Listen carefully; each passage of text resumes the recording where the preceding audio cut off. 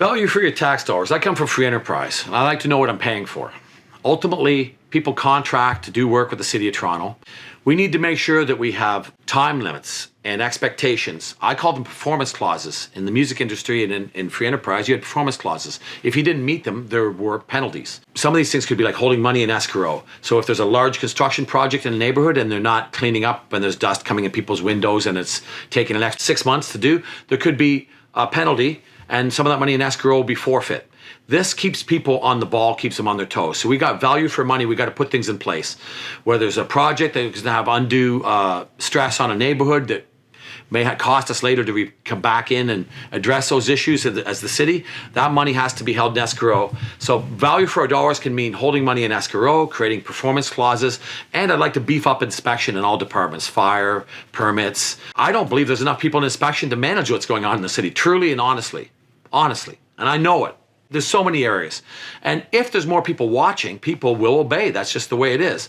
So you get more value for your dollar and people are being monitored during the process of providing services to us as subcontractors. Is that being hard on people? You're darn right. You need value for your money now more than ever because we're short $1.6 billion in the budget. And unless we start drastically raising taxes, and to be quite honest, it might be mild tax increases that are necessary, but I, for one, will not increase taxes in the first 2 years of office. However, in the last year, after that or further, I don't know what the province is going to do. We're already 1.6 billion short. It's financial musical chairs.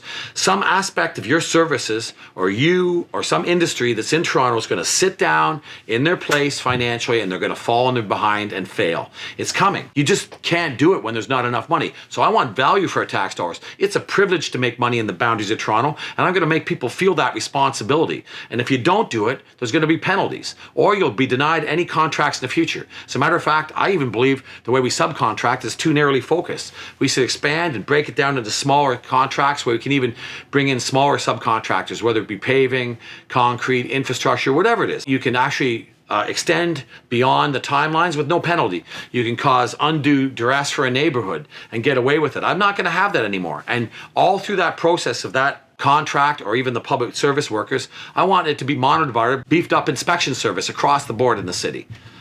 And then people will start actually doing things on time. You get value for your money. We have less money. That's all there is to it. It's got to be done.